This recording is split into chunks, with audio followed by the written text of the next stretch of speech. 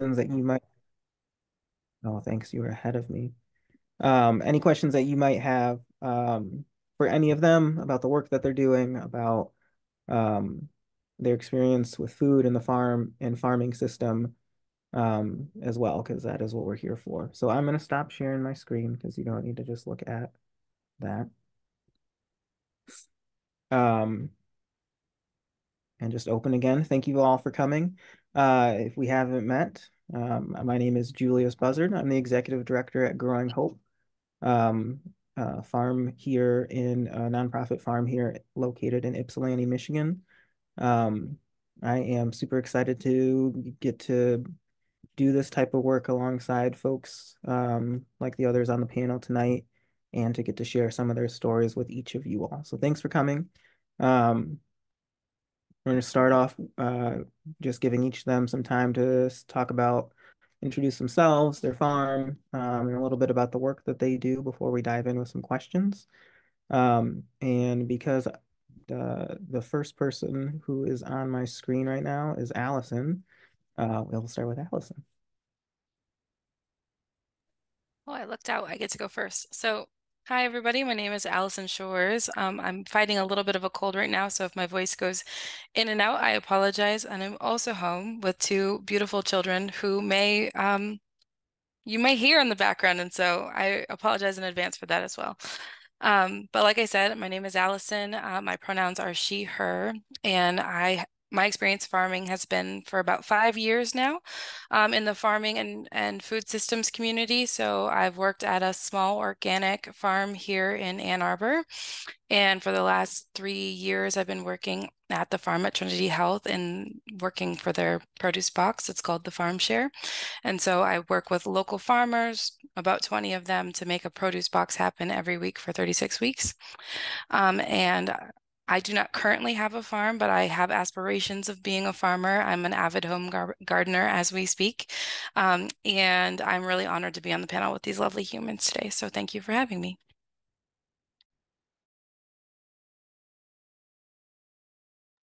Thanks, Allison. Alex, you want to introduce yourself and your work? Yeah, I'm Alex Ball, he, him. I'm located in Ypsi. I own Old City Acres. We are a year-round flexible CSA, kind of aggregated food hub model. We grow year-round greens on our farm, and we partner with about 5 or 6 other local farms for organic apples, eggs, other types of produce, fill that box out. And then we distribute predominantly the Ypsi Arbor area, and also to Metro Detroit, downriver, Belva Romulus, New Boston as well. I've been farming for now for about 12 years. I started right here in South Michigan, been here my entire life. Everyone around me, everyone around here is, market gardeners. We have a lot of vegetable production in here, so we try to work hard to source locally within a 15-mile radius of our farm for our CSA members. Thanks, Alex. In addition to farming, Alex is also a professional podcaster, so he's got that fancy technology in there. Shara, you want to go next? Hi, so my name is Shara Treeweiler. I own Agape Organic Farms. We are 30-acre certified organic farm in Dansville, Michigan. We also happen to be one of only two Black-owned certified organic farms in the state of Michigan, and we're the only Black-owned livestock farm in the state of Michigan. So we raise purebred Berkshire pigs, and we grow about 28 varieties of mushrooms, and we also sell mushroom blocks to other farmers. In addition to that, I do a lot of advocacy work for both Black as well as organic farmers, just trying to create equity in the marketplace as well as in Michigan and to give farmers that look like me and do things like what I do and work with the environment a voice and an opportunity to be successful.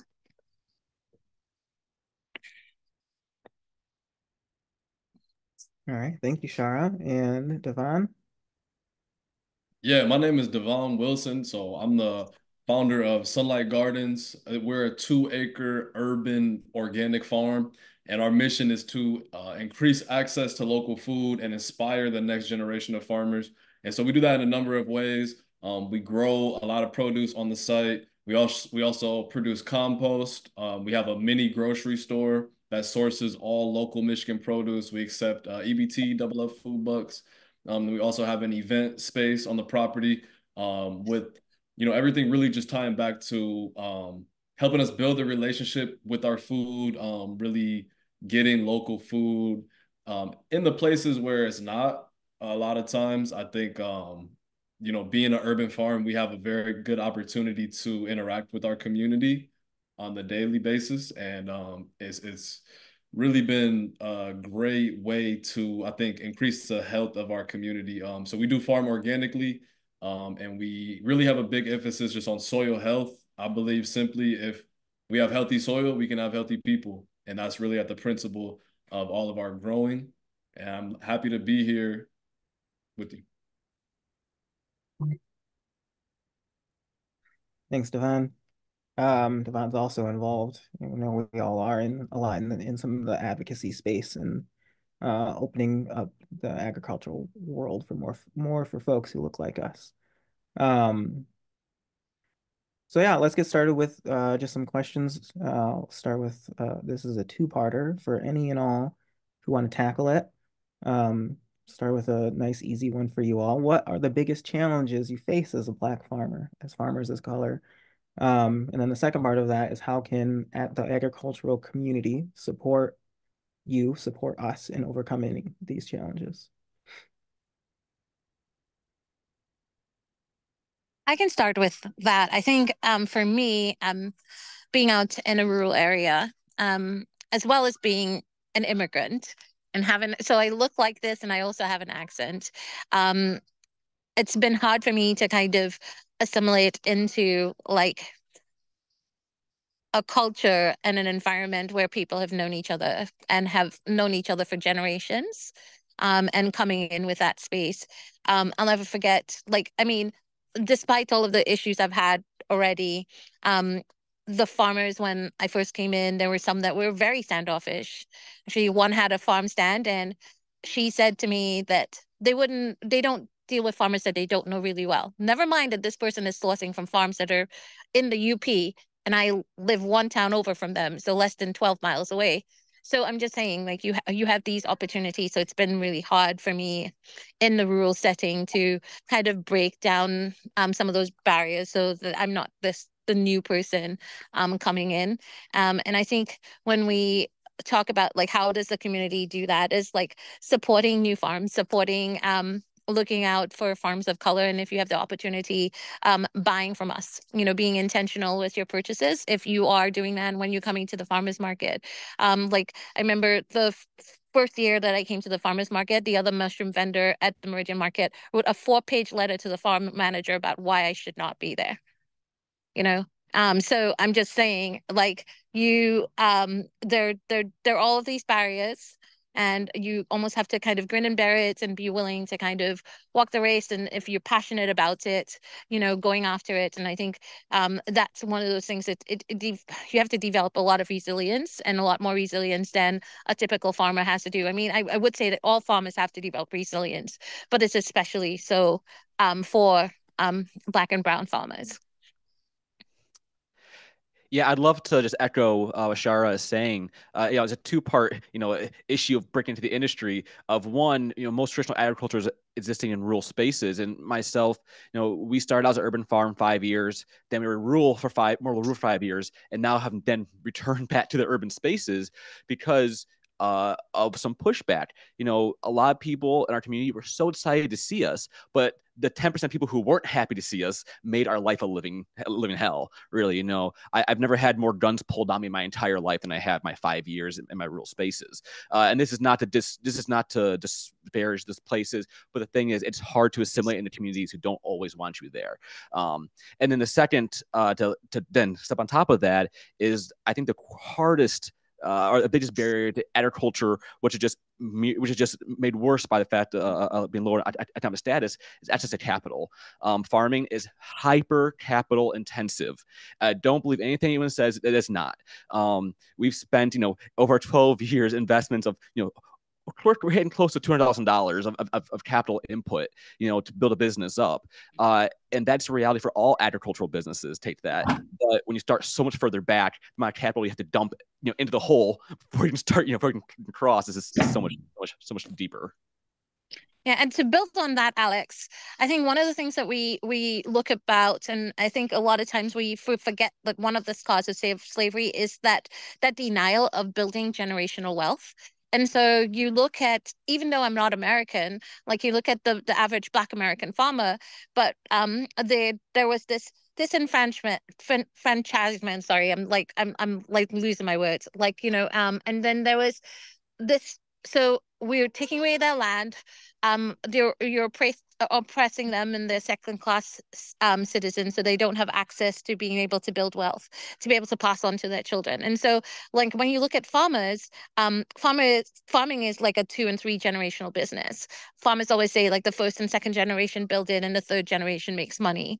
But you have these farmers that are trying to break in, and we're trying to build, and you're basically trying to cram 3 generations into 1 generation. And for me, I know livestock farming, which is one of the reasons why there's so few Black owned livestock farms, is because it's especially capital intensive. Because when you're looking at equipment for livestock, it's not like 10 or 20,000, right? You're looking at like, many, like a good tractor is like hundreds of thousands of dollars. You're looking at fencing. Fencing is hundreds of thousands of dollars. And so for me, I think over the 7 years I've been farming, I would say that I've spent in excess of $300,000 or $400,000, and I'm still not really where I need to be. And so, when you look at that, it creates like a natural barrier to entry for Black and brown people. And so, looking at opportunities to when you're being intentional in your supporting and supporting, I think it's not just being intentional where you're trying to exclude white farmers, or you're trying to be discriminatory, but it's basically fostering an idea that everyone has dignity, and that the dignity of everyone's dignity affords them an equal share and an equal opportunity in the spaces. And I think that that's a big thing. Yeah, I'll just quickly add, I think another big problem is the access to knowledge and the generational knowledge that has been shared through a lot of traditional farmers. We do not have. I can only speak for myself, Yes. but like I've been really having to figure out pretty much everything through like the internet, and then people that I can meet and and I have to actually put in the work to build these connections with people to learn from them, because this information is not put out in the public as it should be in my eyes. And there's not a lot of clear pathways to be successful in agriculture, especially as a person of color.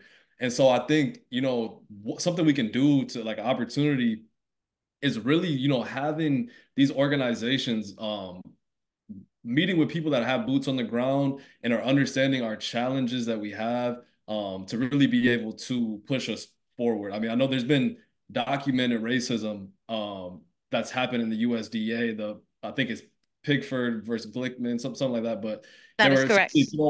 they were throwing out applications of Black farmers that were trying to get funding for their farms. And there's a big problem with basically these farmers who have been getting this money over and over again from the USDA. The USDA is supposed to support our food system and our agriculture system, which should be diverse. It shouldn't just be large, big ag, white farmers. And so what we have now is sometimes these programs like the NRCS, things that you can get hundreds of thousands of dollars to implement things on your farm, are not being shown to us, or we're not actually offered that as an opportunity. And so I luckily found out about it just by pretty much a random person. I'm so thankful they told me about this, but that information needs to be broadcasted out a lot more.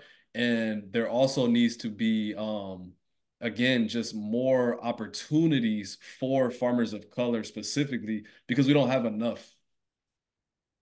Yeah. And I think to add on what Devin said, it's not just like, the overt discrimination where people are like, personally and like making decisions to discriminate in individual circumstances. There's a lot of systemic discrimination because the programs are disproportionately adverse to Black and brown farmers, because one of the things that they're looking for is collateral.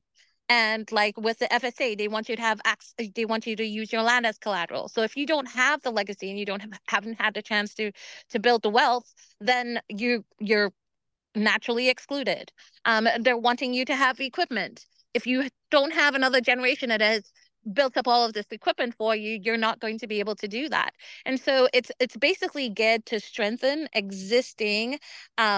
It's it's get to strengthen existing farms, but because of the fact that there is such a lack of representation of Black farmers, it's basically creating this natural monopoly for these farmers and an exclusionary environment for Black and brown farmers. Definitely. And even I've been to Washington, D.C. multiple times lobbying for some of these issues. And I have heard pretty much from people, I've heard from people that work in these offices that sometimes there are employees of NRCS and FSA who will pretty much accept the biggest and easiest applications, meaning if they have $1 billion to give away, they will accept, five $200 million contracts just because it's less work for them, less paperwork. It's the same people. They've been getting the money. Like Shara said, they have the collateral, they have the history. And this is very problematic for younger farmers, beginning farmers with less experience, farmers of color, because we need the same opportunity. That's all we were asking for, is just to have the same access to resources and opportunity as every other farmer. Mm-hmm. Yeah, and that's the perspective, sorry, just echoing in, that's perspective I was coming from too, is like, it's intimidating. It's a knowledge barrier. It's a funding barrier. Washtenaw County, the land is quite expensive. And so if you can get some capital to get some land, you're not going to want to mess that up, right? But then you get capital, you get the land. Where's the rest of the money coming from? Where's the help coming from? Where's the knowledge coming from? So like, we watch these numbers decline over the years of Black farmers in this nation just decreasing, right? And the amount of land that we own as Black farmers, what is there, 40,000 Black farmers in the United States, and we own, I don't know, 5 million acres, like not a lot. Like we can't get more acreage. We can't do the things if we don't have the same opportunities and the knowledge afforded to us, like Devin was saying, like Shara was saying. Yeah. Yeah, I wanted to just jump on top the knowledge thing, because it's like when I first started out, it took me 5 to 6 years of being in the industry constantly to make enough connections, start getting some institutional knowledge, start learning from these things.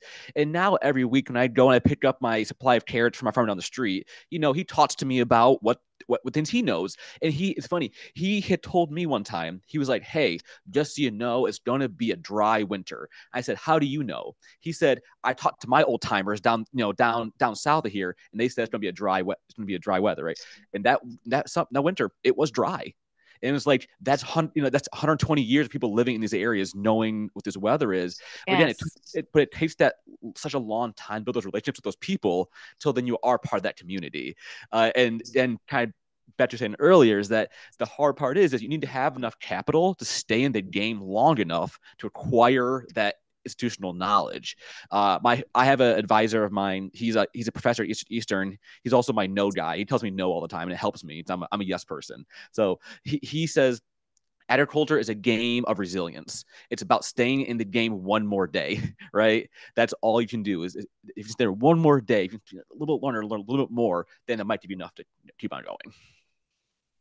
Yeah, and it's the thing about it is that everybody's like, okay, well, what is the solution? And they're like, oh, well, maybe like it'll be like reparation. But if you give us access to capital, but you don't give us the knowledge and you don't give us access to the land, how are we going to actually better ourselves? So reparation is not really like, from an economic standpoint as well, it's not really the solution. It's basically creating systems that give equal access, and also creating infrastructure to circumnavigate some of the problems that we have, like education. So like building like pods of technical access or technical support to kind of bridge the gap of the knowledge, like the knowledge deficit that Black and brown farmers and newer farmers have. Otherwise, it's the situation's not going to change.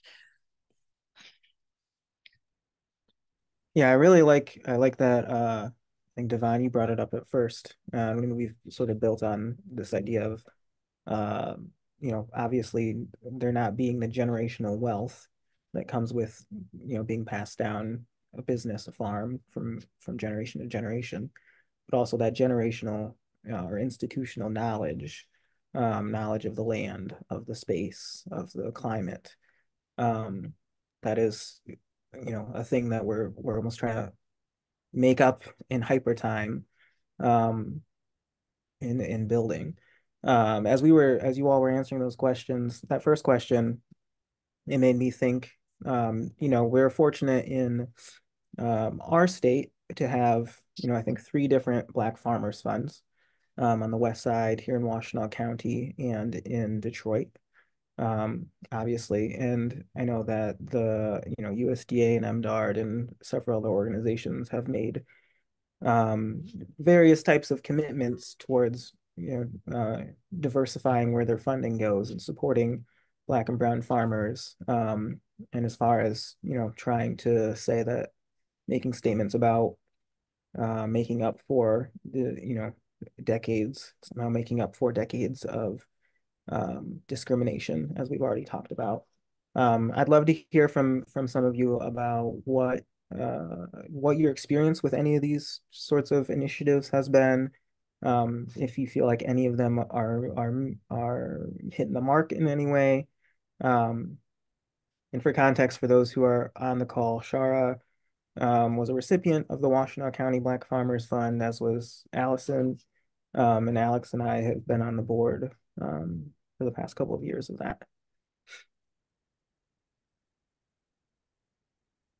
And I am terribly sorry. I live in a 200-year-old house and the lighting is not great, so I am outside. So I apologize for the noise.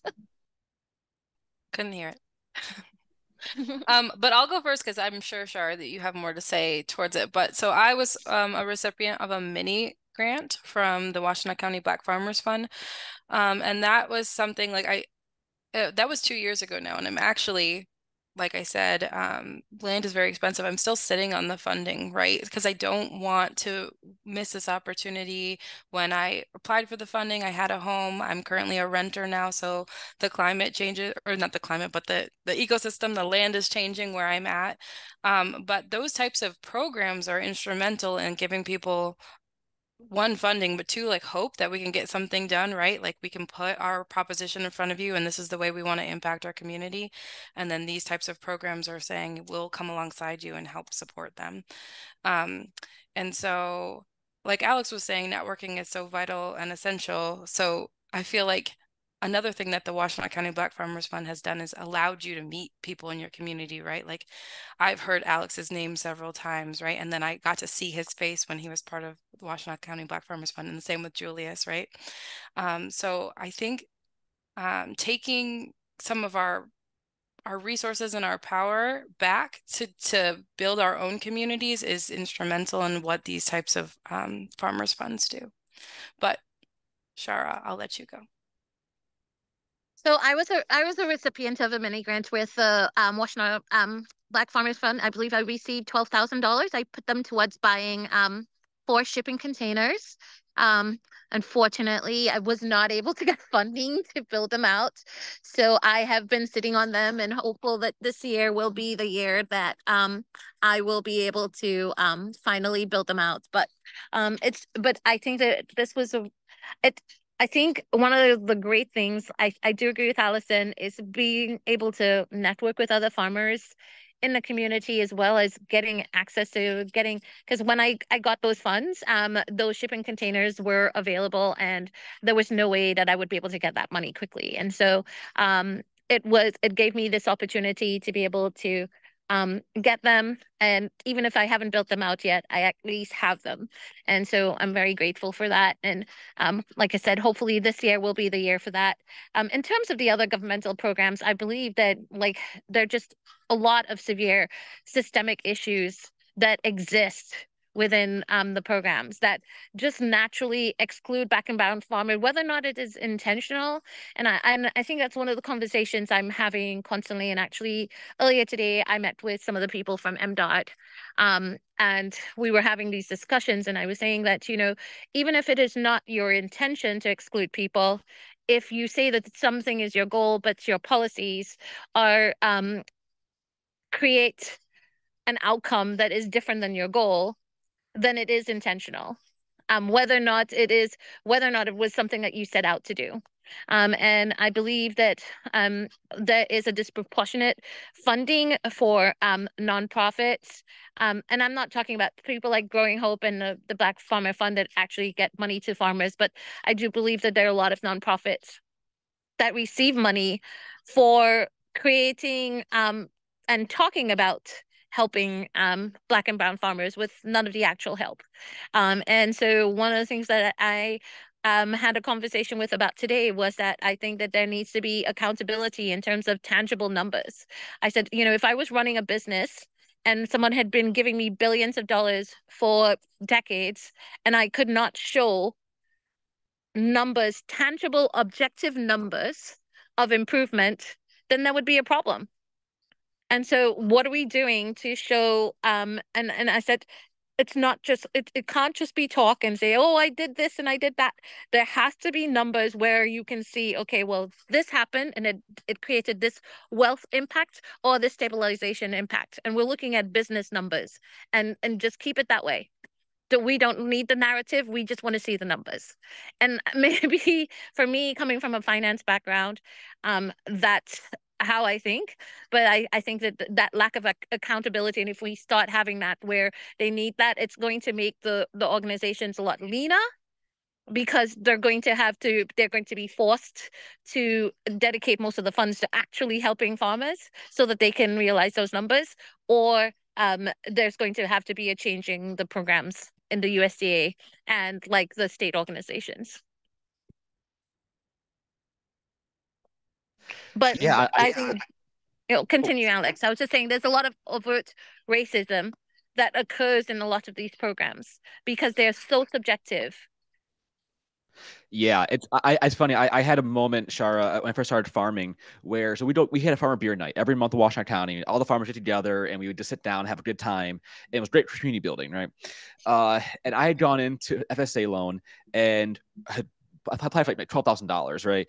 Went in there, got totally chewed through, denied. Man, unfortunate. Next day, go to farmer beer night, go to a friend, and then she says, "Oh yeah, I just got a loan through the FSA yesterday. I met with them and I got the money." And I said, "Oh, did they ask you these questions?" And they said, "No, not at all. I walked into the application, they saw my farm was located, and they signed it and gave me the funds." And and at that moment I was like, man, huh, interesting. It's a very interesting thing right there. I was very new to the world, but now there's one farmer in Washington County, Mr. Norris. He's my uncle of mine, which is kind of funny, but he is. But he told me, he said, "Man, those programs ain't doing nothing for you." He's been around since he went to MSU. He's been around since the good old days, right? He knows that there's ain't money coming. And the Black Farmers Fund gave him money. That was one of the very first times he was actually getting real capital, direct capital with no strings attached.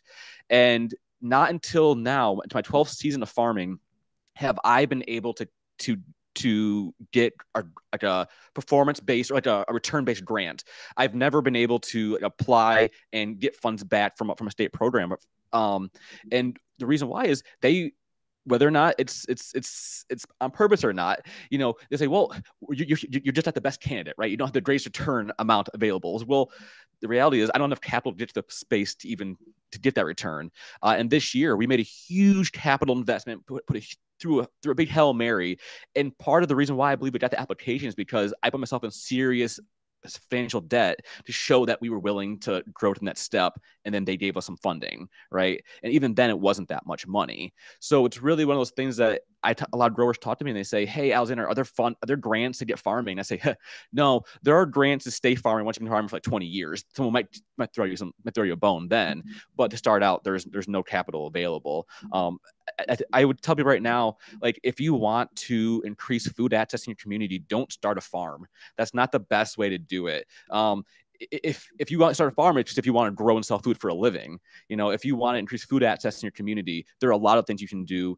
And some of that might be just driving people to the grocery store can increase food access in your community over than starting your own farm, right? Even though it's not sexy, that's not fun, but that does help with food access in the meantime. And you don't have to kill yourself on the fields trying to make a buck if you don't know how to do it. Farming's hard. It's a job, it's a skill. And it's not for everybody, but you can help out in the food system. You can help out farmers. You can work with them. Like I know people who do marketing skills. You can work with local farmers, help sell their product. Work with them like that. You don't start your own farm. And, only don't do that if you want to be a farmer. It's a really hard life, and a lot of people don't tell you that. It's a hard lifestyle, and it's a lot of your sacrifice to hopefully one day make it. So only go down this route if that's something you really want to do. It's a long road. Yeah, I'm gonna tell you I'm gonna share another FSA horror story. So, on my first farm, I came from a finance background, so the money came from me. The down payment on the loan came from me because I had sold a really large home in Ohio for me to move to Michigan. They were using my income to prove that we were going to be able to pay back the loan. But originally we were denied. And the reason we were denied, even though I had had over 4 years of doing work study on farms, and like the requirement is 3 years, right? They said that I had not shown them that I had enough passion or enough commitment to actually farm, right? This is what they said. So immediately I escalated it. I ended up escalating it like 4 or 5 times. I think by the time they were done, because they realized I was just not going to say no, I had gone all the way up to the state director for FSA. And we had this conversation. And I was talking to him that, pardon me? I was home. Hey, what's wrong? You can't hear me? What's going on? All right. I thought somebody had said something to me. So I had gone all the way up to the state director of FSA, like the loan area there. And I told him, I said, this is a minority loan and you're not willing to do it. Give it to me. So if we're going to have this problem, even if I need to go above you, I will go all the way to DC and have this conversation. And so finally they agreed to it. And while we're signing, the FSA guy turns to me and said to me, the only reason you got this loan is because my ex-husband, I mean, he's now my ex-husband, but my then husband, who was a white man, came from a legacy farm family. Now, keep in mind that not even 2 months into farming, my ex-husband decided he did not want to farm, and I was left farming by myself, and I'm still the one farming all of these years after that, right? But I was told directly to my face that the only reason I got that loan, and like I said, the capital came from me, the collateral came from me, the proof of income to prove it. And not only did I have 4 years of farm experience, I have my MBA. So I'm just saying that FSA is not a walk in the park for Black and brown people. Because I was talking to my neighbor when we were talking about the capital needs that I have for my farm. And he said, why didn't you go to FSA? And he said to me, he's like, yeah, every time I walk in there, they all know me. They lent to my father before. So I always have no problem. They always give me loans. And you're like, okay, like that's not how it works to me. Like, and so when you were saying like the other farmers saying that I hear stories all the time. Actually, today when we were at that program, one of the ladies was saying how she got all this money from NRCS and they even helped her pay off her barn, and they help her pay off that, and she got all this money from FSA. And it's like, wait a minute, how is it not, like, why doesn't it happen for everybody else like that? There's a reason. Yeah. Yeah. And to build on that, Shar, I mean, what you said earlier, I think is so powerful. We need some form of holding these organizations accountable, especially when we're talking about government funding and USDA funding and even statewide funding.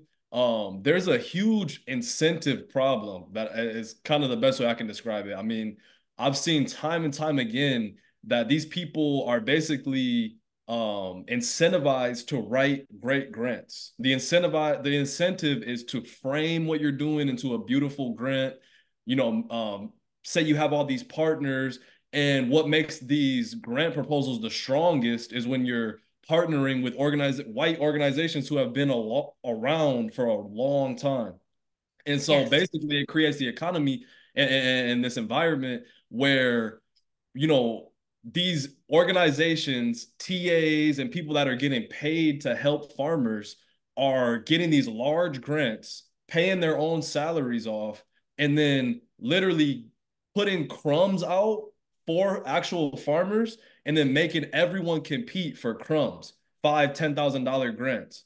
I mean, it's to me, it's ridiculous. It's an emergency. And I think we really need to figure out how to hold these organizations accountable. A lot of them are tied in with universities. A lot of them are like legacy nonprofits. And in my eyes, they're simply just in the way. I feel like they look at it like, okay, we're getting paid to help farmers, right? So if you're getting paid to help farmers, for you to continue getting paid, farmers will always have to need help. Essentially saying that they don't want us to be able to help ourselves. It's basically how I look at it, right? Because then they're going to be out of a job. And so, in my eyes, it's really important, especially as Black farmers, we need to organize and basically have more of a collective voice so that we can hold these organizations accountable and say, we want the money to be based on results. How many people are you feeding? How many farmers have you helped become successful? How many jobs have you created on farms? These are the metrics to me that make way more sense rather than who can create the best essay, essentially, and who can write the best, who can frame all this work in a beautiful way. It's ridiculous. We need to cut out the middleman, get the money into the hands of farmers and people who are actually growing food and making our food system better. Yep. And not just saying that you've helped a farmer. I want to see comparative balance sheets.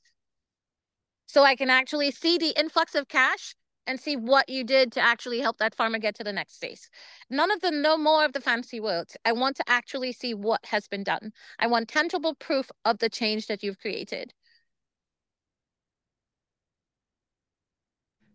There's one thing I'd really like to recommend if folks, just if anyone, something I didn't know when I first started was like our local farm credit service.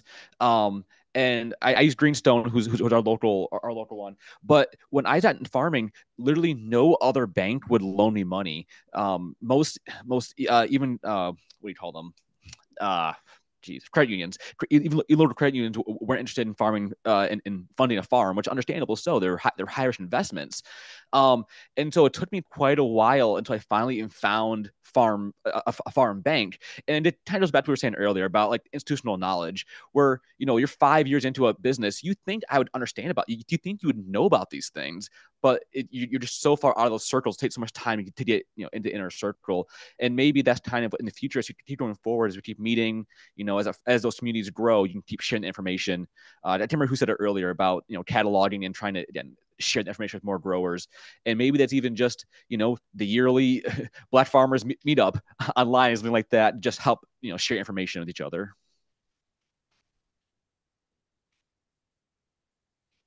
Yeah, I love that. And I'll share a little bit from I work at a nonprofit. And from that perspective, I say I want that accountability. For the work that we do, for the work that other folks who say they're invested in this type of work are doing. I do think it's really important that we're actually looking at how we're actually supporting for us, a just equitable food system. And a big piece of that for us in the work that we do is how we support Black and brown farmers to be successful within our community. So just wanted to echo what you were saying, Devon, from a little bit different perspective within the food system. It's kind of like going around along the same track of what we've been talking about, but a little bit deeper in.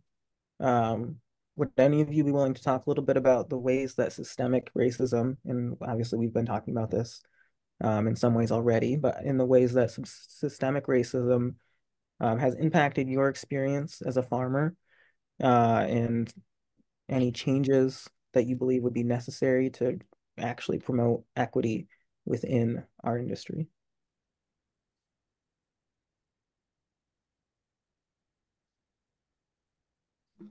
Man, Julie, that's an easy one. You really helped us. You really got us with that one. Thanks a lot, man. we said it. We all said it earlier, and I think this kind of just maybe just trying to say it again. But it's kind of a hard. The industry is pretty difficult to then you're then trying to branch into rural spaces usually. That's what most ag is trying to branch into rural spaces, and it's a hard place to go if people aren't looking to accept people in their community. So I know a lot of folks, a lot of young growers who want to go to these spaces. They want to live this lifestyle. It's not for me, but it is for a lot of people. And if people want to go and do this, and they should have the protection to be able to do that. There are multiple times where I, because of gun-related violence, that I felt I can no longer stay in the community I was part of. And it wasn't even because of the whole community. It was just a few people. But those few people being unchecked was enough to to instill fear. So it's really hard to want to be a part of a community if you don't feel protected by that community, right? You have to go where you're loved, not where you're tolerated. So I just hate. And in those communities, in those 5 years in those spaces, my bitterness rose to a level that I was uncomfortable with. My hatred and my resentment towards people just skyrocketed. And that's something that I really noticed a lot of people around me, because, a lot of the white folk didn't want us there, and the black folk who were there were tired of being hated on for the last 70 years. So it created an environment that's it's hard to build community on. So it really, that first step of trying to branch into new communities is so difficult, which then kind of goes back to then institutional knowledge on top of that. I was lucky enough. I had neighbors next to me people who I do not agree with, people who are in very different walks of life than I am, but people who I clung to because they gave me safety in a place that ultimately did not want me there. You can but at the same time, you can only build so much community with someone who might blame you and blame your existence for the problems they see in their daily life. So it's really hard to do that. So I would just say you have to make sure that you know what you want, and make sure you can tolerate what you choose. It's a hard life out. It's a hard life no matter what you do to farming, but it's a lot harder when people don't want you around you. Yeah, I mean, oh no, continue. Continue, Devin. I didn't. Okay. You go ahead. Yeah, I was just gonna say one thing we haven't necessarily brought up that I think is a big part of dealing with racism in agriculture is the tokenism that we experience. I mean, there's been so many times when people, they're quick. I've been included on grants that I had no idea were happening, that I had not been approached about, but people know that if they put a black farmer into their wording, they're more likely to get some money. There's been times when I was included. I was on the front cover of a promotion for this organization's meetup when they're talking about giving away money and all this. And I wasn't even invited to the event, but I'm on the front cover of the handout. And so there's so much that, another example is like organizations getting money specifically to work with farmers of color, and they have a pot of money directly to work with the farmer of color, but then they want to lowball you on your prices. I mean, I literally had people tell me they couldn't pay me $3 a bundle for my greens when I know they just got a $140,000 grant that all the wording was based around how they're going to buy from producers of color. So I really just want to say, like, if you're in this space as a producer of color, you really have to protect yourself, and you really have to know your worth and be able to say, I'm going to work with, honestly, I think you just need to be like, I'm going to work with someone that is willing to give you ownership in whatever they're using your name or likeness on, because people will use it and run away with it and just, tokenize you to a wild extent. And so you got to be careful about that. Devon, I definitely have to. I'm saying thank you for saying that. That you Yeah. need to say that. I really appreciate that. Sorry, Shar, you go ahead. Oh, no. I was just saying that's a huge problem. And that's been problematic for me, especially because I'm in some very unique spaces. So I get tokenized a lot.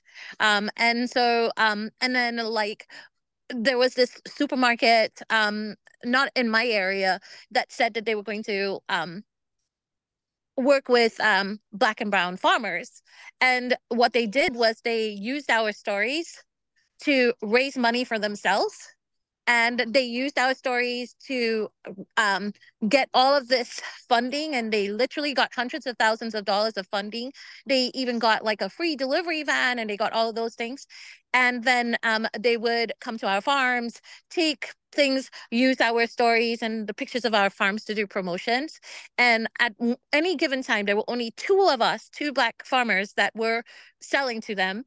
And the only money we ever got from them was the discounted money that they brought in. And then they had a pay it forward program that people were donating all of this money in. They were getting tens of thousands in. And what they did was they kept the pay it forward money, and then they also lowballed the farmers on that. So we never even got that money. And I mean, at one point in time, they came out to my farm and they spent like 6 hours there, and they used my story in a campaign to raise funds. And I never got a penny of that money. And so it's and but the thing is that that organization at one, well, was run by two minority women, right?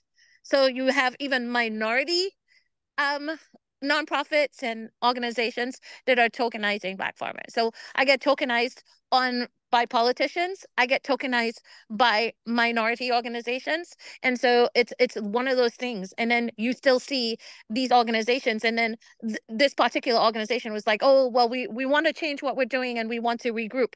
But never have they ever said to me, hey, here's $500 from all the hundreds of thousands of dollars we used your name to generate, right? If you really want to make change and you really want to provide, like, make restitution for the wrong that you have done, what are you actually doing? So basically you're doing the same thing and you're trying to get me in. So I've learned to, I'm one of the things I'm starting to do is learn boundaries and being able to say no. Yeah, Shara, I totally agree with you on that saying no thing, because when we first started out, it's nothing worse than going to a restaurant and seeing yourself on the wall in a mural, and then know that they like the check they lowballed you the week before and the check also bounced. You know what I mean? And as the old theaters up on the menu, you're like, huh. Man, they haven't bought from me in 3 weeks. It's interesting the old theaters is still on there, and that's kind of the reason, in such our local community, I've been here for over 12 years now. I've done a lot of different institutions, and in the past, it was nothing but tokenization. And to the point now, and especially when we needed their support, like the local sellers or buyers or organizations, they didn't want to help then. And now the idea is that, okay, now we'll work with you, but then it's going to use my name. So instead of doing that, we decided, okay, we had to create our own systems with our own growers, our own people. I went to a meeting one time, and the producer, the buyer was like, "Yeah, we're going to do a certain amount of scale, and we're going to work with all these small growers." And I walked out the meeting, my friend was like, "Man, I'm so excited," and I was like, "Dude, that's not going to happen." He's like, "What do you mean?" He's like, "We're just small growers." That's just not going to happen. Once they get past a certain size, they'll move on to other people, and that's kind of natural tend to things, but we kind of had to then put a wall around ourselves, have boundaries, stop doing certain speaking engagements, stop selling certain places, and just kind of do our own thing. And it's hard too, because it's a relationship where you have to love people, hold on to people tight, but also keep them at a distance. So it's kind of you put yourself in a weird situation sometimes. Yeah, and it really does. And sometimes it's so frustrating because that same organization that I was talking to you about, one of the partners decided to leave and she cashed out of a business. Now, keep in mind that the entire business was built out on donations to Black farmers. She cashed out of the business after what, 2 years for $100,000. Right? But Black farmers got $0 from them. So it's pretty egregious when you look at things like that. And it's hard not to become this, it's hard not to become, and I don't want to lose who I am, right? I don't want to lose who I am, but sometimes it's so hard not to become angry about things like that in situations like that. When you see these really big injustices happening, and you almost don't want to say things because, you know, in that particular organization, they're minorities. So do we want to set back our work by months by pulling down another minority person that's supposed to be working on food justice? So that lack of trust that the system already has, we're going to build on that? Or do you speak out for justice? And that's the thing. It's really hard. It puts you in a really hard place. And I think the big thing is, like you and Devon were saying, just building trust, and also setting firm boundaries and only working with people that you can trust, that are safe spaces for you. And and I think that's one of the things we have to learn. It's like, what is truly a safe space for us?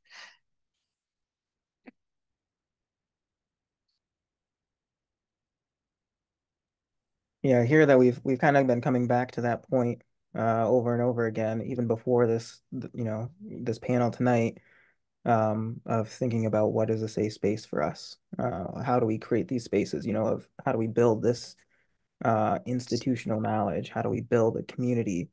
How do we find places where we can have this raw, honest conversation? That's not necessarily just, I don't think any of us just want to sit around and complain about how things are not fair, because that we've experienced that our entire lives. We want things to be fair. I think Devon, you said earlier, we just want a chance. We want the opportunity.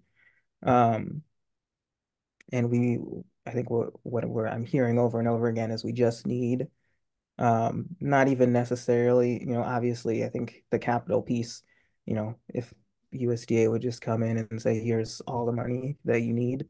We don't care about reporting. We're just going to give it directly to you. I'm not saying don't do that. That would be a fine solution to happen tonight. But I think we just need that community. We need one another. Um, and we need to be able to uh, have that space where we're able to grow with one another. Um, so before I turn it over to any questions from anybody in the audience, I have one other question that I wanted to ask you all, which is, what advice, and I'm going to break it up a little bit differently than how I sent it to you. What advice would you give to any aspiring Black farmers looking to enter into the industry? And what resources or support networks are available to help them succeed? So, one part, what advice would you give to aspiring Black farmers? Um, Alongside that, because I don't think everybody on this call is an aspiring Black farmer. What advice or how could you encourage non-Black allies, or Black allies who are not farmers to invest in this movement, invest in building this more equitable, just, and just like fair space where we all have an opportunity?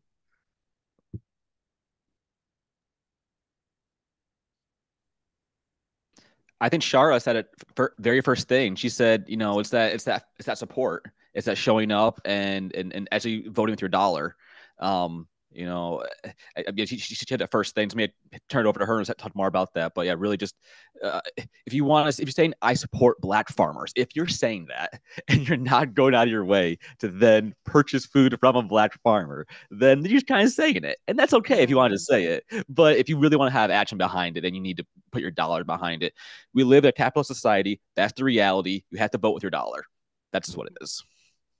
You have to vote with your dollar. And I also think that it's important, piggybacking off Black History Month, is to educate yourself, because why are things the way that they are? Why are we having a panel about Black farmers? Why is there a Black Farmers Fund in 3 different counties in Michigan? If you don't understand what's really at play and what's actually happening, then you could just come to these types of meetings and say, oh, well, people are just complaining, or, oh, people just want to, oh, anecdotal complaints. They're not. It's systemic. It is real. And if you take some time to educate yourself, and then take that dollar and go buy the jam and go buy the smoothies and go buy the lettuce that we're selling you, it will change the game. I agree with that. I mean, in terms of aspiring Black farmers, I think it's finding a farm, before you invest in farming, find a farm where you can go do work study. That's what I had to do, and learn from a farmer, because you're not going to be able to get enough knowledge without, getting the practical experience. So before, farming is very capital intensive. So before you invest in that, try to find out what you want to do. The big thing is, even if you start out with a diverse thing at the top, try to, this is just normal business, from a business standpoint, try to find the things that that you're really good at, and that you can create and you can do really well and excel in consistently, that are your most profitable things, and concentrate and become really, really good at that, and strive to be the best in that thing. I think that's the way you're going to be able to differentiate yourself, because you have to get really good at knowing what your story is, who you are, what you stand for. And so being able to communicate that story, I think, is essential. In terms of allies, I think it's just showing up, as well as creating safe spaces for Black farmers where you're at. So, I've had a lot of discrimination here, but I've also had a lot of allies. My neighbor John Deal is a classic example of that.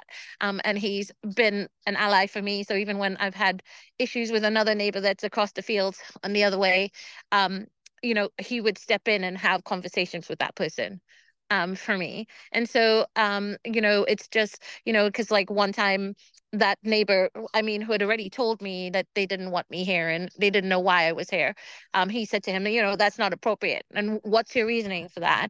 And then when several neighbors started confronting that person about it, now they stopped talking to me about it. So, it's creating, making sure that you're creating safe space and you're speaking up for people that don't have a voice, because their voice has been stomped out or silenced against their will, or their voice Definitely. is seen as not valid. I think that was good advice that you said.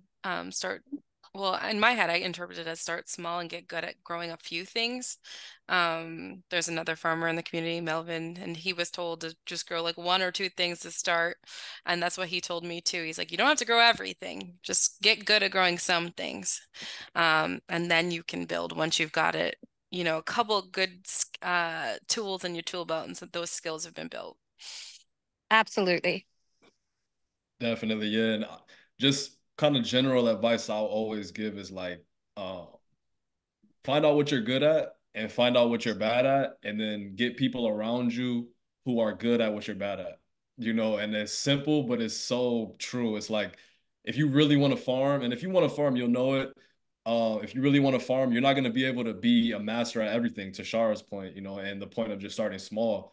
But it's important, and it's totally doable if if you're willing to cooperate, build a team of people who, again, are strong in some of your weaknesses. It takes a really big team, I think, to run a successful farm.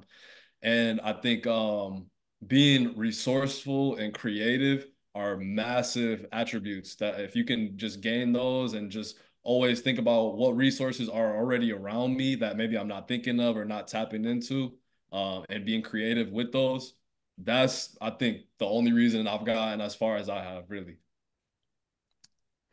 Yeah, I would echo what was said earlier about working on farms in your community, but really come from the viewpoint of, you need to understand the market you're trying to grow into, right? If you don't understand the market of things being bought and sold, the prices, how those things are moving, the local players, then you can't really compete as a producer. You're saying not compete, is a bad word.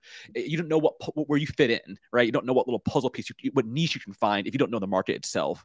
So go to local farmers markets, call up local CSAs, ask come out for a pack day, just see what's going on around you, because the more of the market you understand, the more you can figure out how you fit into it. I'll give you a quick example.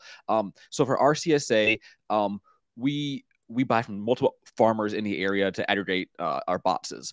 So I've been farming 12 years. I've probably only grown tomatoes probably 10 times in my life, right? I probably grow away one crop a year. I found a farm west of us. They're an Amish farm. They're third generation growing tomatoes. They've been on the land for 100 years, same area. They know how to grow tomatoes from as early as possible to late in the season. And for me to think that I could do that better, is kind of just like is silly because they have the knowledge there. So you can leverage that previous knowledge and like take advantage of that, and then feed your community. So if you can't do something efficiently, like Devon said, you need to find somebody who can do that. And there's no shame in saying you can't do something well.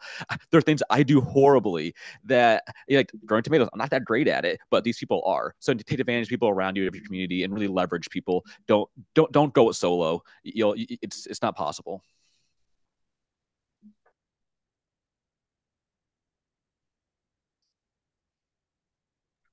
Yeah, that's great. We need one another. We've said over and over again in the past 70 or so minutes in different ways. We just need one another. We can't do it alone. So glad to be in community with you all doing that. I'm going to open it up now for anyone in the audience who has a question that they want to ask either to the group or if you want to ask something to one of these folks specifically, that is also okay.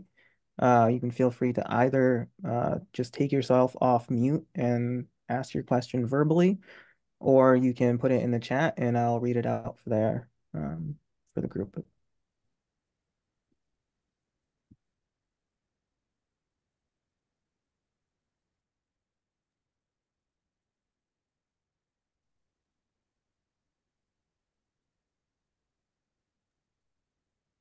I have a question. I I don't really understand the U.S. Farm Bill, and so how does that impact? Is that when you talk about the USDA and dealing with them, is that Farm Bill stuff or is that separate stuff? And is the Farm Bill good for Black farmers and people of color?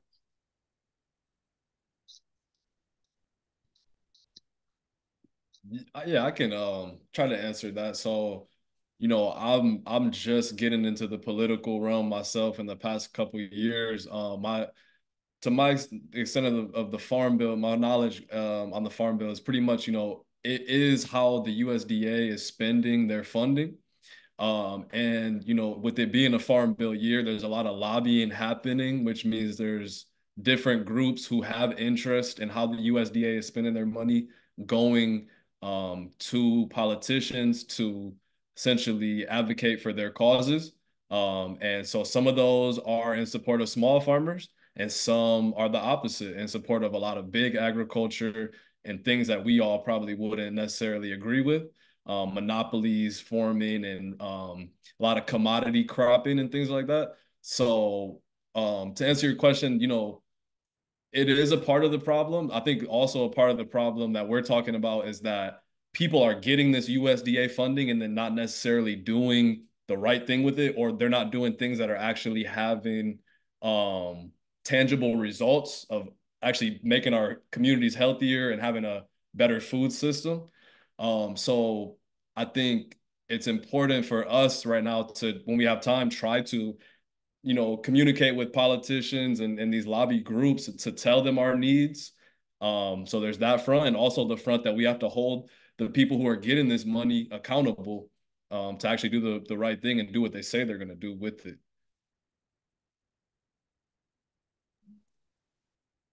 So I hope that answered your question. No, it's confusing. There's a lot in the farm bill too. Yeah, and then speaking of like there's the National Young Farmers Coalition, which is a lobbying group for young farmers, and a lot of the things that they lobby for do affect black and brown growers. Things like decreasing the minimum amounts for the USDA loans. A lot of the urban, a lot of stuff that comes from them. So like, yeah, if you're wanting to support that, I give like $100 a year. It's not much, but it does pay to send people to Washington every year to go speak for for what I believe in. It's not a big voice, but I'd rather have a voice than nothing. That's a great point, Alex. I was there this year, and they did have a decent group out there. And yeah, it's a great organization.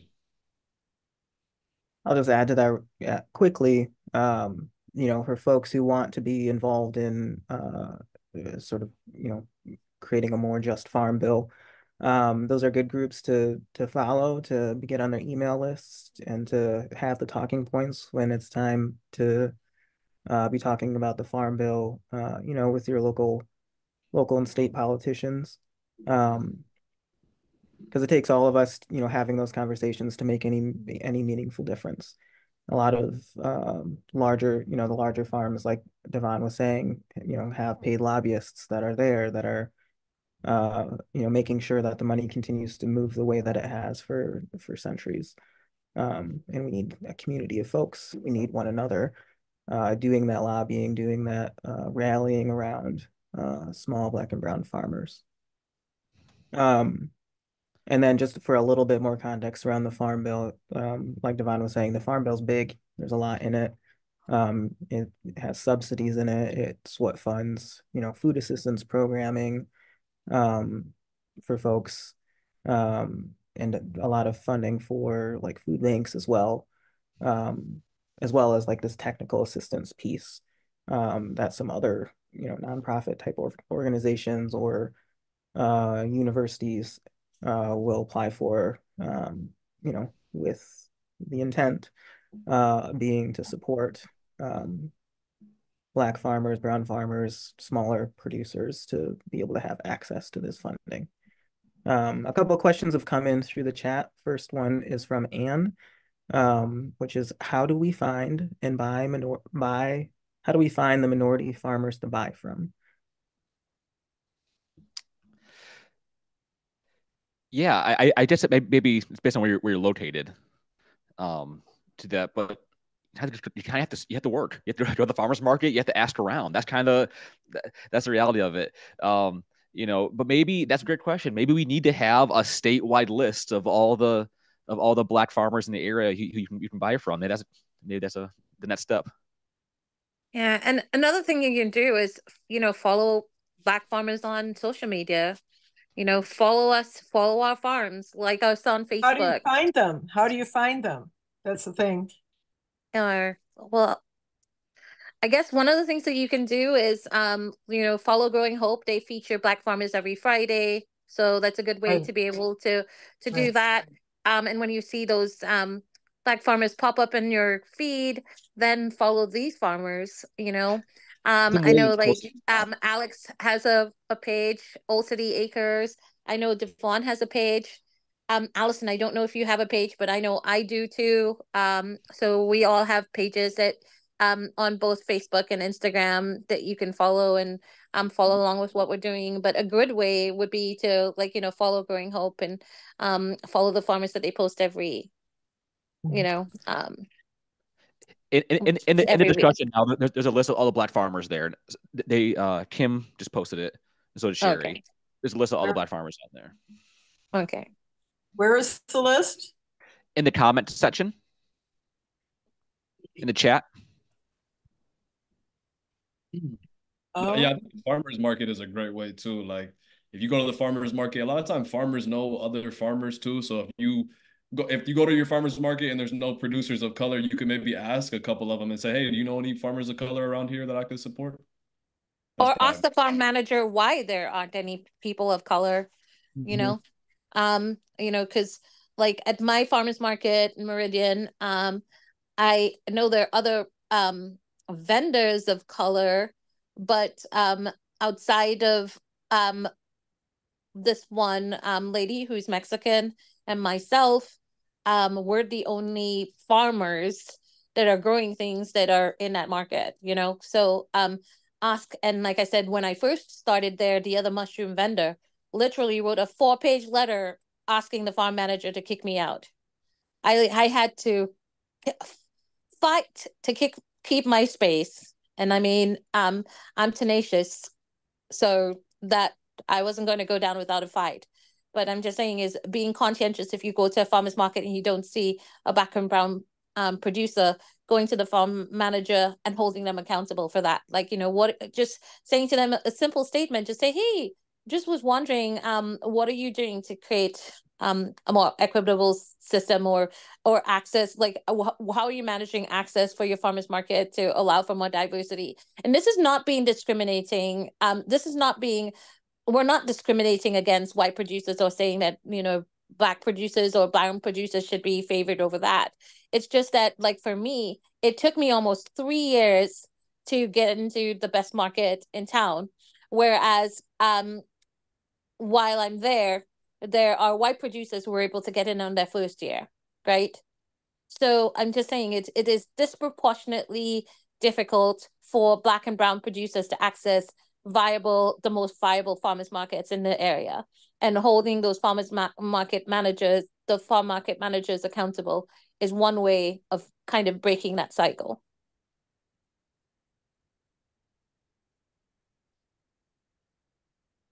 Yeah, I love that suggestion, Shara.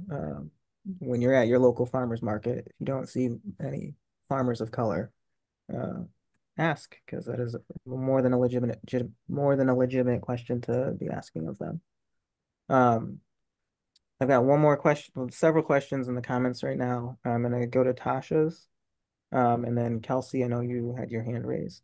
So Tasha's question was, as an urban farmer, how do you exchange the community to eat healthier or support local restaurants who do farm to table? Sherry provided some of an answer in here, Sherry Smith, which was relationship building and dialogue. But I didn't know if any of you had more to answer that question. I know, Devon, you have a urban farm space. You have some experience with urban farming also, Alex. Yeah, I want to hear more about I want to hear about Devon's the smoothie initiative.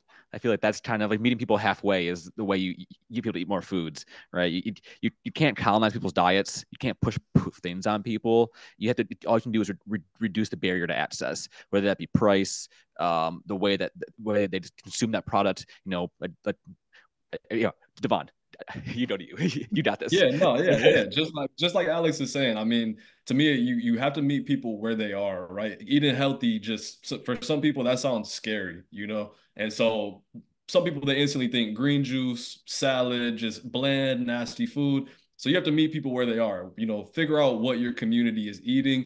And how I like to do things is I call it familiar, fun, and fresh. Make it familiar. So like we found out our community loves green tomatoes. So we harvest a ton of green tomatoes and have those for sale. Same thing with collard greens. Find out some of those cultural food items that can really help you connect with people. And yeah, just, again, make it convenient, make it as easy as possible for them to intake it. I mean, one of our initiatives is we're essentially now creating a salad bar, a salad, smoothie, and juice bar, highlighting our produce and other Michigan produce, basically to just do exactly that. Make it as convenient as possible. And because we are competing with McDonald's and Burger King. You're driving home from work, you're busy, you're hungry. It's so easy to turn into that fast food spot. So we have to almost think on that level. How can we make it easy for them to turn into our farm stand, or how can we make it easy for them? That's part of the reason why, Sunlight Gardens, we don't do any farmers markets, because we find that, the farmers market is not necessarily accessible to our community. And so, yeah, we opened a store right on our farm, and that's been working out really well for us. So, yeah, again, you just have to meet people where they are and build from there. I'd say going along with that, a thing that we've done at Growing Hope in our farm, um, is just, making sure that you're talking with people in the community and finding out what the things are that they like. I might love okra, but if nobody around me likes okra and I grow a field full of okra, I'm gonna have a bunch of okra on my hands, until the cows come home, so to speak. So yeah, making things convenient, making things that people are interested in. And highlighting seasonal eating, right? Mhm. So often folks are like, I work at the farm. They say, can I have a watermelon? And it's June. You just know you can't have a watermelon because watermelons aren't ready until August or September, right? And so just kind of getting in front of people and having them try to start adjusting their diets very slowly, eating with the seasons, right? I think that it piques people's curiosity and makes them feel like they're like more in tune with nature and like their biology. I think just like simple education on quick ways to cook the thing that you've offered. So if all you can grow is kohlrabi because it's the shoulder season and that's what's there and no one's ever ever seen kohlrabi, offering samples, providing recipes, talking about your favorite way to have that quick and easy snack, Devon, right? So you get home, you chop that thing up and you dip it in some hummus. You know, avoid the French fries, and I love French fries just like anybody else. So I'm not talking about them specifically, but I think just like giving some people some like just like food education, familiarity education, getting people excited about what we can grow in Michigan too. And I think that kind of starts getting people thinking like, oh, it's May. I wonder if the asparagus is up. And then now you have a hankering for asparagus, right? It was just June. Oh, I think, oh, there's probably some good strawberries down at the farm stand. So just kind of getting people more in tune with what's available to them and when, I think, is important. And as a food business, so we run a year-round food bots, and we're always trying to increase the amount that people are consuming from us. So we're not under this false represent idea that people are only eating food from us, right? I shop at my farm. I go to the co-op. I go to Kroger. I go to multiple different places to get the things, to get our food together. So all we can do is try and increase the amount of that food dollar spent, on the local food, on local food products, on fresh products in general. So we're not trying to take everything from people. We're just trying to meet them at a certain spot, and it goes back to what we were saying earlier about finding something you're really good at. If you might not be able to grow or distribute boxes of food to everyone year round, but you might be able to grow all the collard greens that next 4 blocks is going to consume.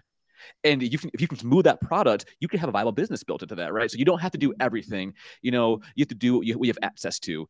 Like I went to Devon's store recently, and I was beyond blown away. It's one of the coolest spots in town. I love it, and it's like they're using that space so well.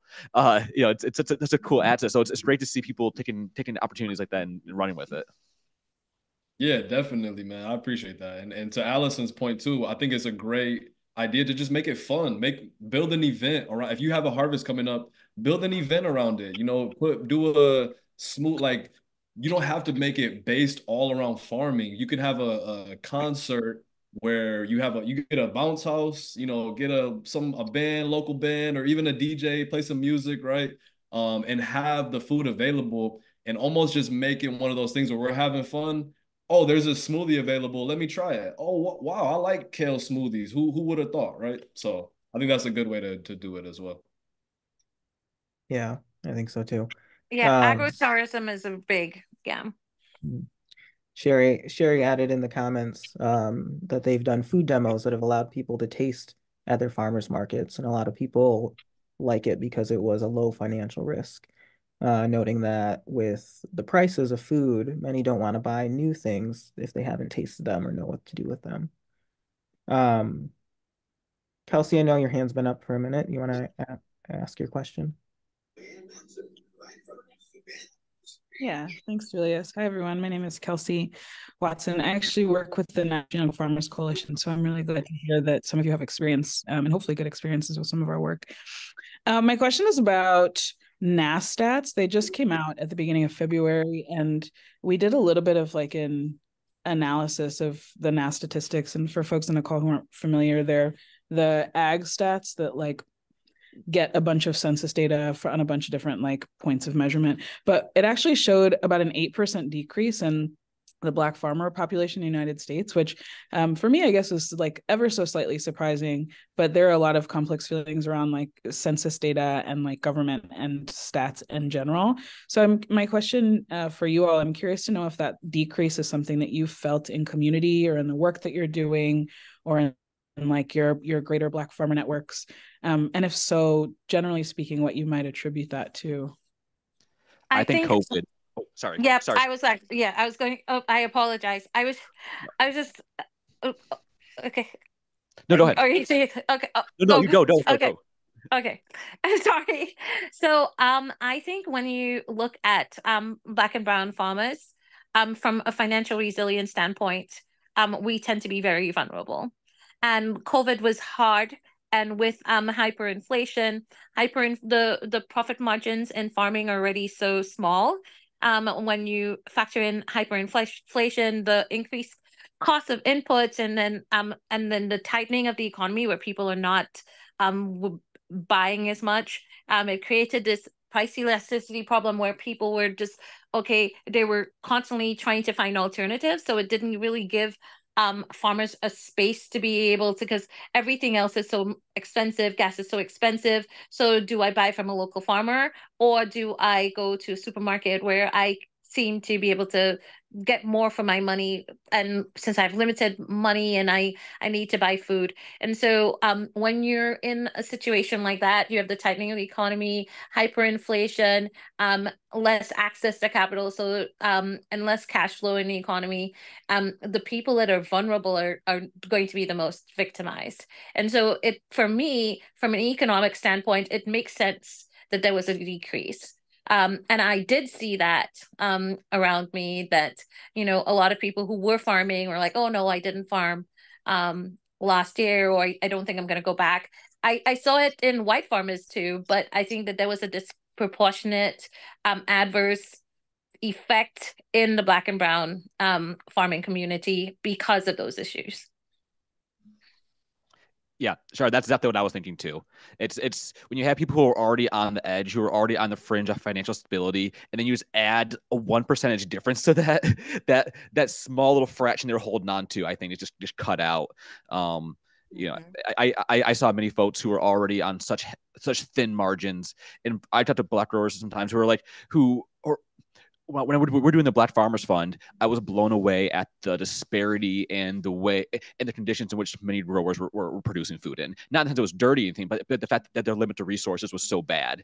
And like Shara was saying, any pinch of that system is easily easily disrupt that. And Kim made a really good comment, and she said about about Wayne County being a beacon for in the change of agriculture, which is fantastic because and I think a lot of that too is built on accessible land. You have much more affordable urban lots that are available, but the minute you get out of town there, especially in Washington County, the cost of land skyrockets. So yeah, if we can, which really shows what the real issue is, right? It's the access to resources, and also Detroit is so well organized. They're amazing. They're killing it. We're lucky if we could emulate a tenth of what's going on in Detroit right now. Yeah, they definitely have a unique situation. They have access to low cost land, and they have access to a network of infrastructure and like a support network that few areas have. And so that helps them to circumnavigate a lot of the problems and the challenges and the barriers to entry for Black and brown farmers. But when you look at it, why should Black and brown farmers be relegated to only getting low cost lots? Right. From when you can see the disparity in the system if that's where we're excelling. And I think it's basically an illustration of some of the systemic issues that are involved. Yeah.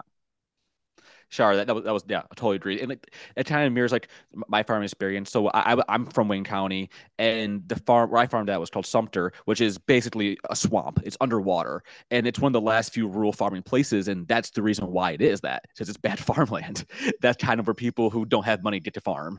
Right, you're kind of pushed in those areas, and then on top of all these things, you add on climate change, which is directly affecting these local growers. Again, if you're in a bad area to start out with, and now we're dealing with heavier rainfall, you're just adding you're adding environmental racism on top of systemic issues on top of that. So we're really at a crossroads. I think that think is going to lead to a lot more farm closings, especially in those fringe spaces.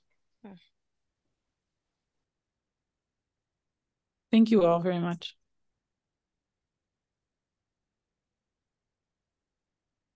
All right, we are coming towards the close of our time together this evening.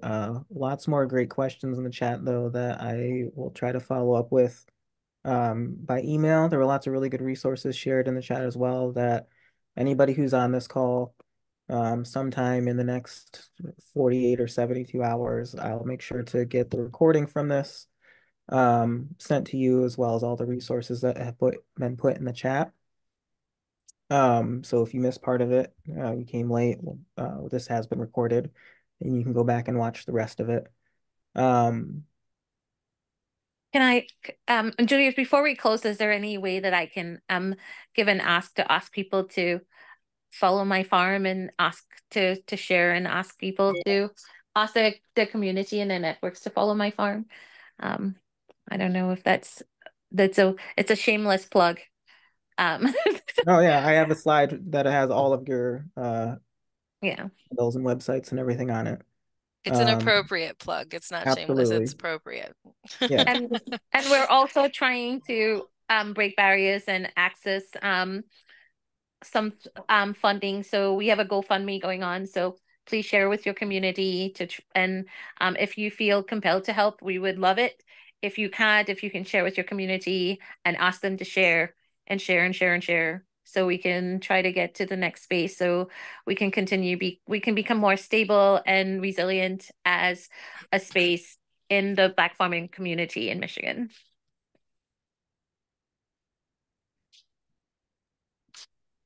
Yeah, if no one took anything else from this evening, you can leave with a call to pay Black farmers. Go to your farmers market, find Black farmers, buy their produce, support their work, whether it's a GoFundMe or their farm stand or whatever other initiatives they're doing. Find the work that's happening in your community. You know, we've highlighted a few folks. You know, Shar is outside of Lansing and Dansville. It also sells throughout the region. Alex is in Ypsi, but I think has got drop-off points throughout all of Washtenaw County. Yeah. Allison's got some things coming up. I'm speaking into existence right now. Be all over the Yes. region as well. Yes. We all are. And Devon's got this farm stand. So if you're ever out in the Battle Creek area, be sure to stop by and visit that. And you know, I think the one thing I wanted to add, as we were talking earlier, buy from Black farmers. Like Shar said, if you don't see Black farmers at your farmers at market, ask why. As we continue doing more of these types of things, whether it's webinars like this one, we're in a season right now of all of the farm conferences where people are trying to pick all the farmers up before the season starts, as if the season ever ends. But when you see these things and you see different faces, ask yourself and ask the folks who are leading it, if there aren't any Black voices in the room, why that is. Because it's just important that our voices are heard, and build in collection. So I am going to put up a slide right now that just has each of the farms on it, that you can follow, go to their websites as we leave. Thank you all again for coming. And we hope to see you again soon.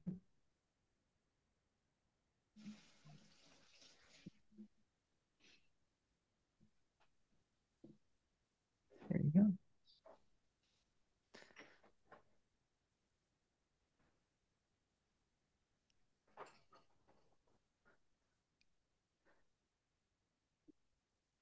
Shara, I love the pig photo. That's so cute. That's too much. Which pig photo are you talking about? The little photo of you with a little piglet. It's too cute. Oh, on my farm page. I was like, what pig photo? Yeah, I was like, are you saying that I'm a pig? No. I was like, this is actually my face. It's not a pig, but don't do that. You're too much. Too much. But Devin, I'm gonna have to come to your space. I'm gonna have to, now that Alex is saying like your space is so fancy and stuff, I'm gonna have to come and check out your farm stand. You know. Oh, thank you. I wouldn't call it fancy. It's functional. But thank you hey, anytime, please come check it out anytime. I'm gonna have to come get a kale smoothie. I hope bring your like running shoes though, because you got to do the bike. You gotta blend it on the bike. Oh no, you have one of those bike things too? No way. You have a bike smoothie machine too? I'm joking. He's speaking it into existence as well.